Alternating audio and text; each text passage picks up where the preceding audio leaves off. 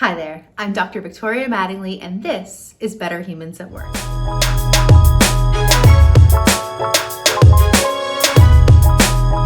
On this week's episode, I'm joined by one of my favorite collaborators, Devin Halliday. We talk about what it means to be a glass kicker and how men can be better allies to women in the workplace to advance workplace gender equity. Devin is founder and chief belonging architect of Rudiment Solutions, a people empowerment company specializing in workplace culture change, leadership development, executive coaching, and bias awareness and mitigation. He's also CEO of the Ally Cooperative, a heart-focused, people-driven lifestyle brand that is committed to and inspired by helping diverse communities that result in social justice. Devin is a published author with his book Belonging Factor, and he's host of Belonging Factor podcast, which I was a guest on just last year. And during his work in his book and his podcast, he shares his personal mission with the world. He believes that people are the core rudiment to any successful endeavor. In other words, he exemplifies what it means to improve the human experience at work. We met and bonded over the concept of allyship, but our shared vision and goals for bringing more equity and allyship to the workplace really has resulted in a beautiful collaboration. We have a ton of fun together, and I'm super excited to share that enthusiasm and joy with you in this episode. Without further ado, here's me and Devin Halliday talking about glass kickers and allyship for women in the workplace. Hi, Devin. How are you today? I'm awesome. Thanks. How are you? I'm great. Thank you so much for joining us and sharing with our audiences of how we can improve the human experience at work. So You and I met right before the world changed and COVID hit. Because we're both practitioners and advocates of allyship, and we use that as a pivotal tool in the work we both do as diversity, equity, and inclusion practitioners.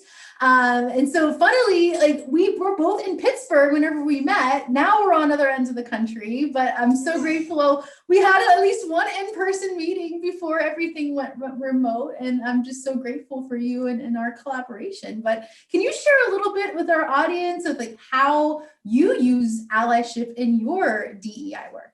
Oh, yes. Oh, wow. Yes, it has been a phenomenal opportunity to count you amongst the people who I get to work with, learn from, support, and be part of this awesome community. So thank you, because you reached out to me and made that initial connection. And so that was awesome. Thank you for giving me that opportunity. So now to answer your question, allyship. In my work at Rudiment Solutions, which is kind of the practicing part in business of how do we focus on delivering outcomes that elevate everybody into kind of an equity playing field. And that's where, for me, allyship, especially as a person who just by nature of how I was born, right? Male in a patriarchal society, white in a Caucasian-driven culture. Those two things ultimately it offer me something that allows me to extend, and it takes nothing of me to extend those privileges. I didn't work to earn them, so to extend them takes no effort from me to do it other than a decision.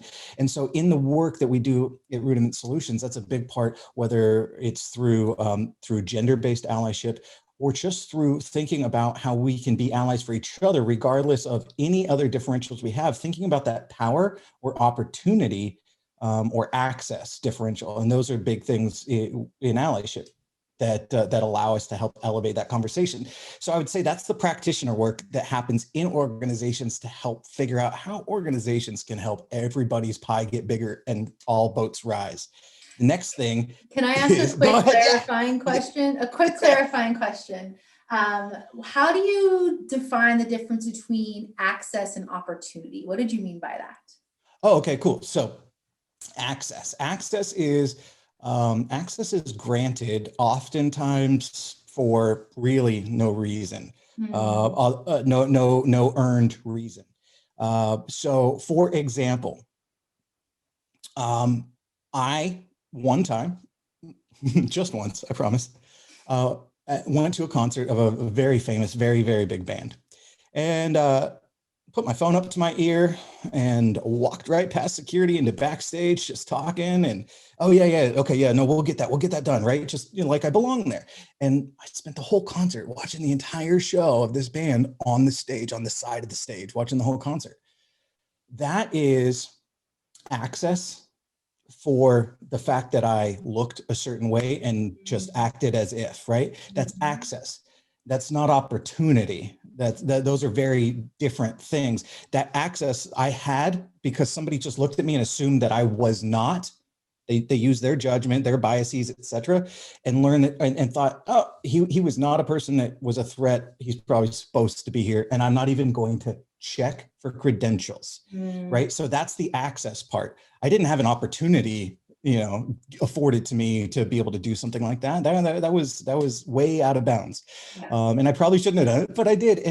But it illustrates a very clear point, a very important point about what I mean by access. Now, opportunity is by extending access to somebody, though. Like if I were to take and extend that access to somebody, let's say I had the credentials and I knew that there was a person who would benefit in some way from being able to share their talent, their excitement, whatever, with that band, right? Use that same example, and I see that opportunity to extend the access to them. That would be different.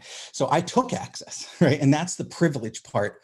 Sometimes that comes along with it. And so being able to extend any ways or any opportunities for that is super critical. The opportunity part, I think, is just more when maybe I don't have access, but I can create a situation where I see a person and I know the skills or the relationships to build that are necessary to create access, even though I don't have it. So I look for I create opportunity, or I help a person take advantage of that opportunity. I help them see that, or maybe they wouldn't see that they could get access themselves. Yeah. Does that make sense? It makes total sense. And okay. I feel like before I cut you off, you were about to talk about the Ally Cooperative. And I feel like that's another beautiful example of increasing access by providing, very intentionally and strategically providing opportunities. So can you tell us a little about the Ally Cooperative?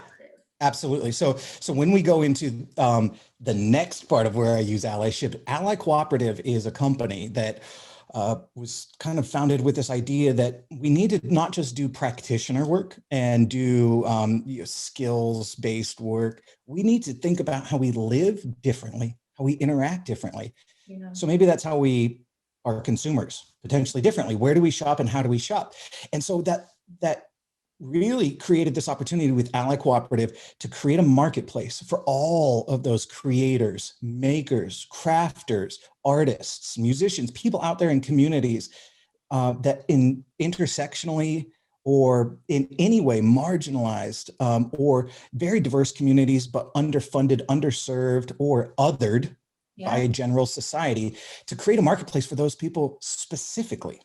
Right. So if you want to be an ally, if you want to have access to all of these people who are creating amazing things, you could go there and purchase from anybody in the LGBT community, somebody who is in maybe a neurodivergent community, autistic, or somebody who is intersectionally diverse, a Latina woman who happens to live her life in a wheelchair, who crafts some of the most amazing knit beanies and knit hats that keep your head so warm.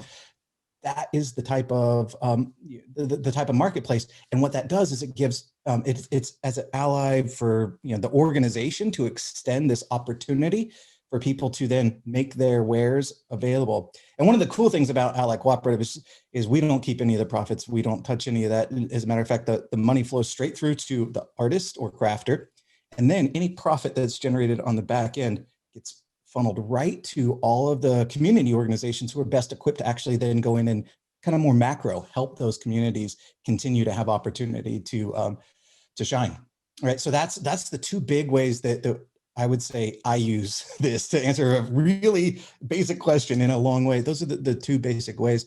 And one of the things that recently has been, I think, a very important conversation for all of us is, what does that look like, just on the daily that we can do. And that's where I love what we were able to do with developing something for gender allyship that helps men and women understand how, like in the corporate or work world, or just any place where we have an opportunity to see the gender disparity that exists, and men, not to be saviors, not to be heroes, not to be champions, but to be allies.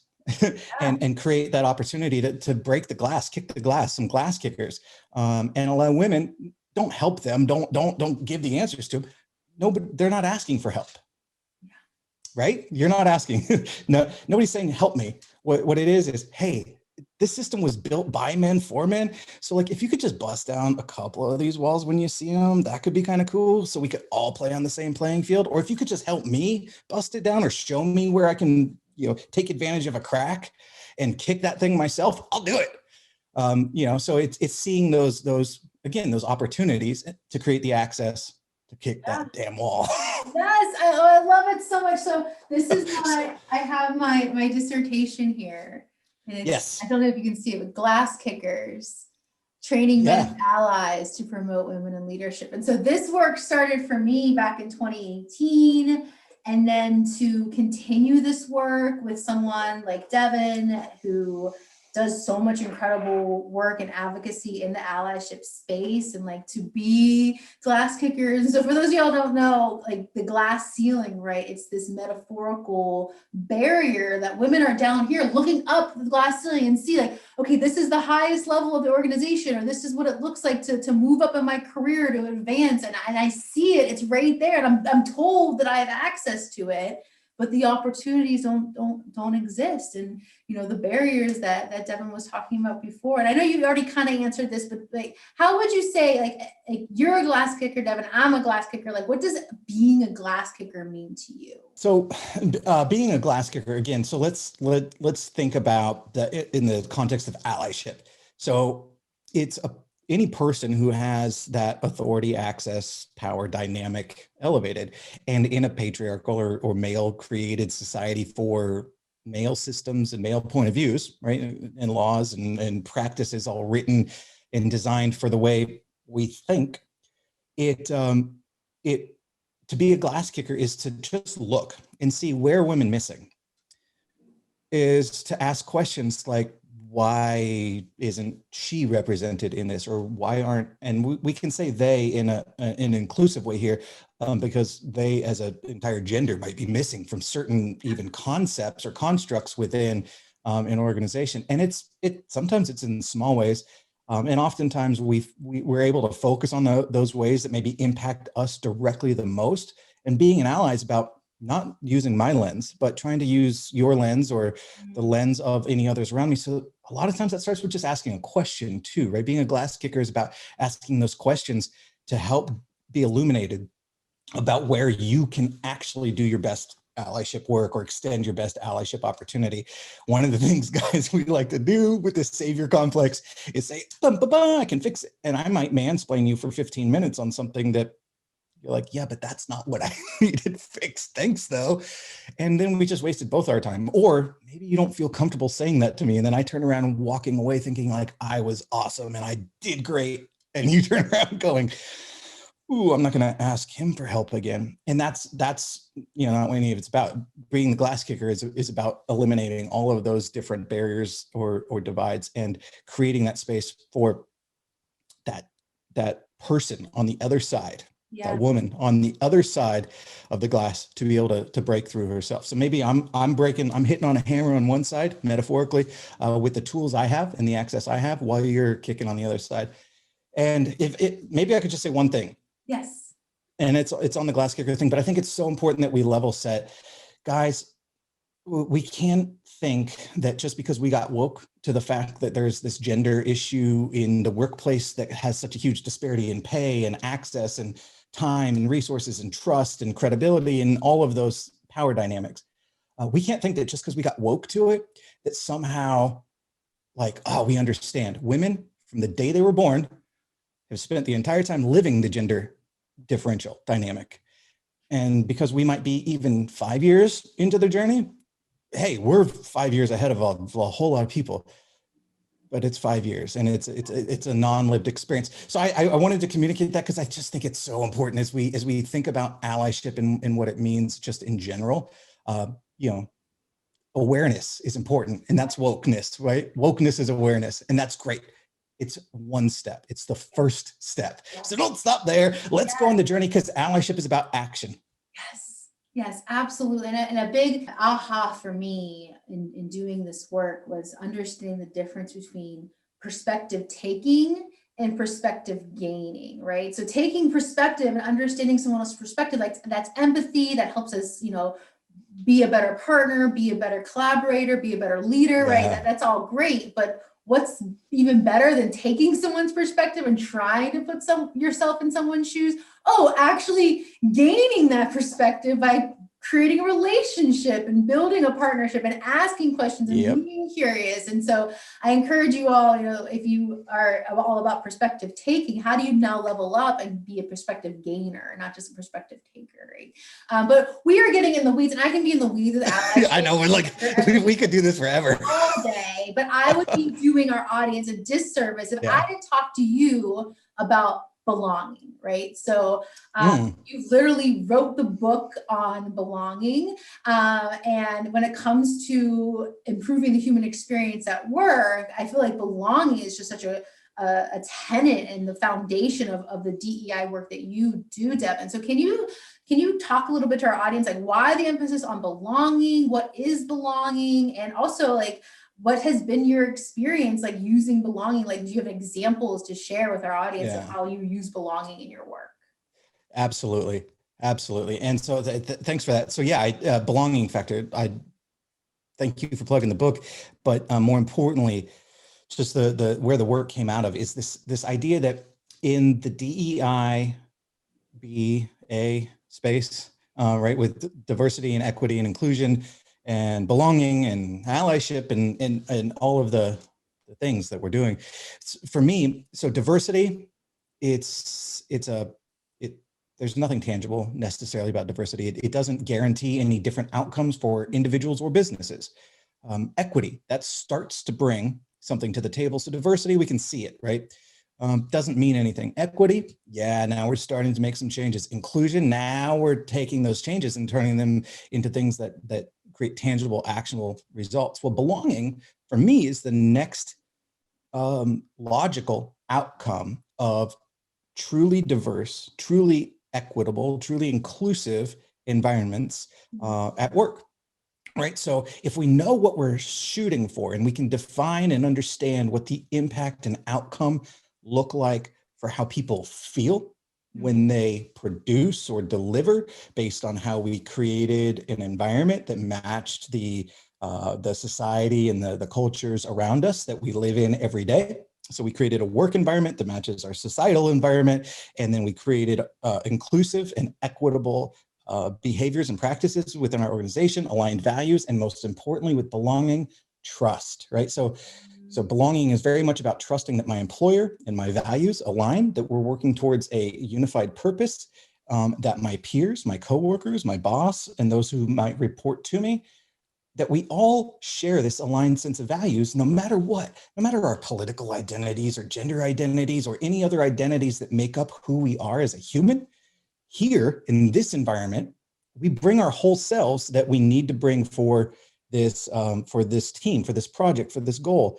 Well, if we can't bring our whole selves that is necessary, then we've missed on inclusion and we've missed on belonging and we've missed on obviously the steps that get there, which is the equity and the diversity, right? So that's really for me where it was at. How do we give leaders and how do we give people who just want to be part of any team a sense of framing perspective on what are those characteristics, qualities, and behaviors that are important to do that fall under the DEI lens to generate that sense, that feeling that I belong here, because that's the differentiator.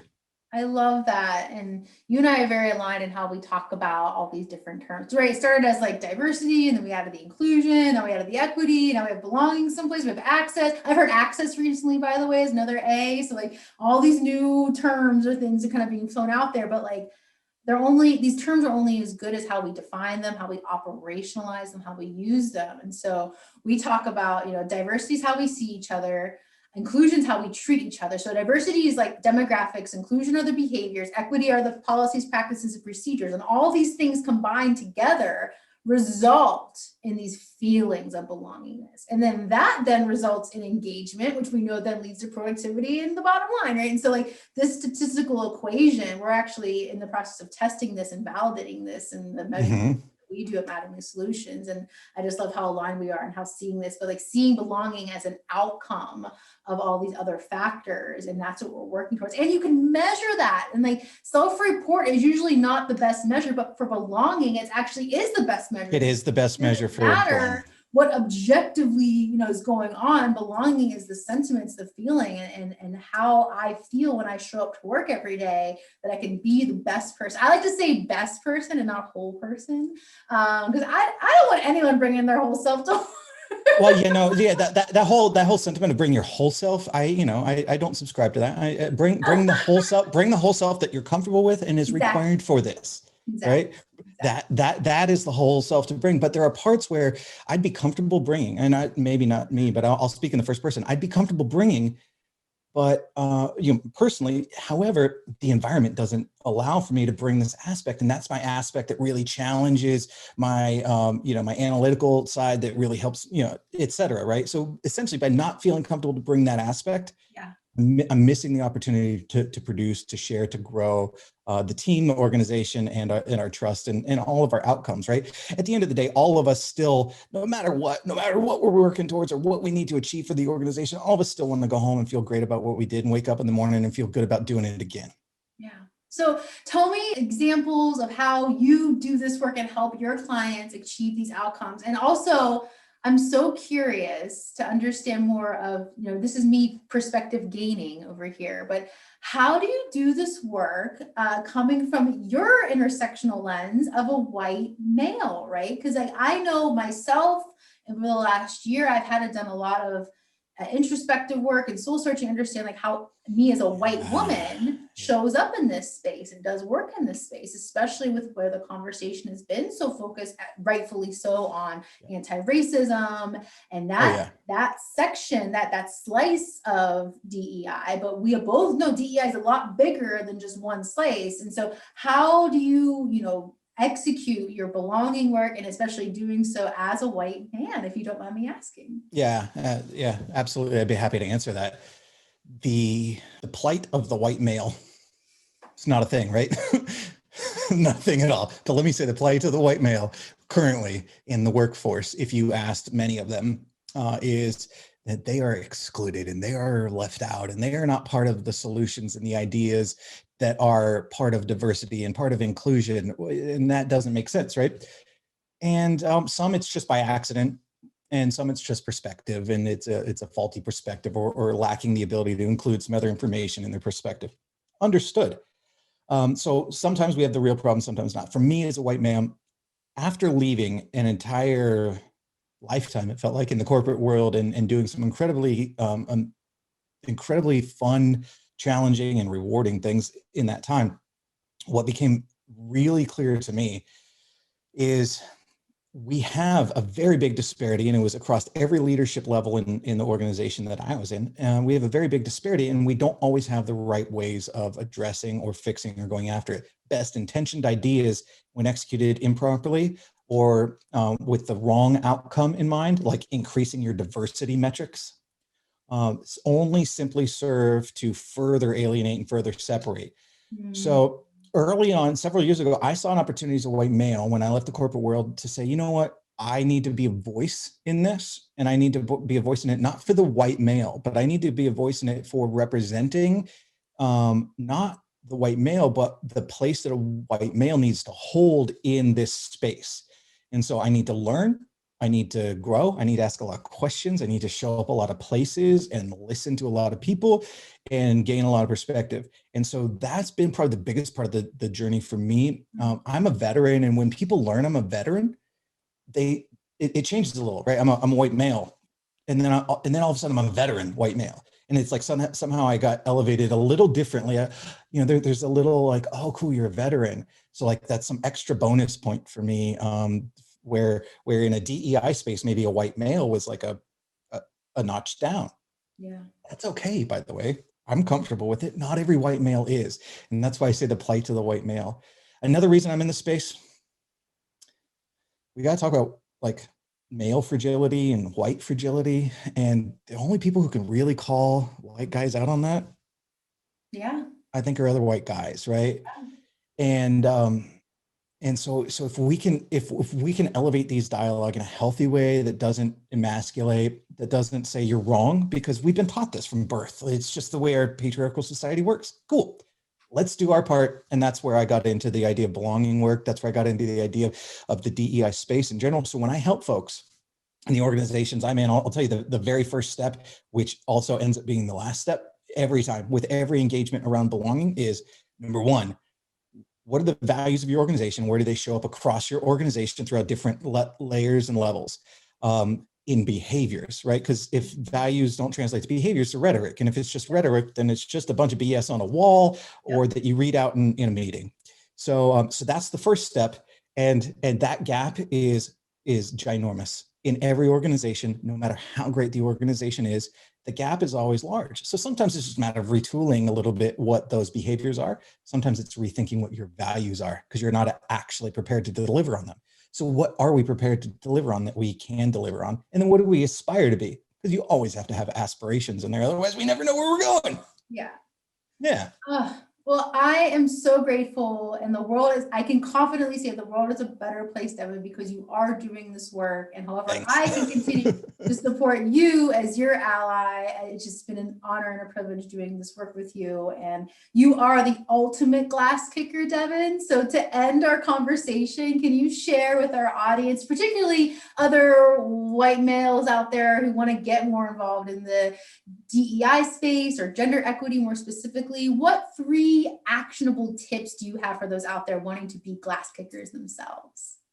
All right, guys. So listen, I'm going to keep it as simple as I can for you, because simple is easy to execute, right? So number 1, begin the conversation.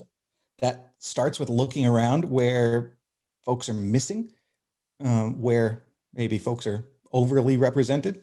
All white males overly represented, all just males generally overrepresented. So that's number 1. And then begin that conversation.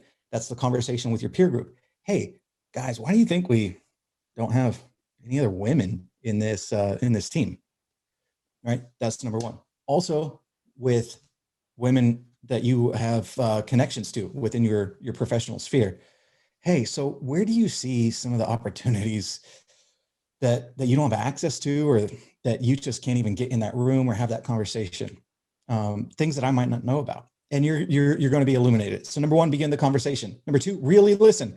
That means don't listen to think of, oh, well, I can fix that. Just listen. Just take in all the information. I promise, guys, you'll make better allies when you have more information and less of your talk, less of your advice.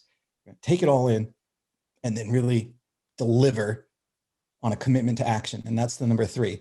So your commitment to action might just be commitment to showing where resources are at. It might be commitment to an introduction, or it might be a longer term commitment over things that you're doing, but commit to action and then follow through, of course, right? So those are the 3 things. Begin the conversation, listen, really, really listen, and then commit to that action.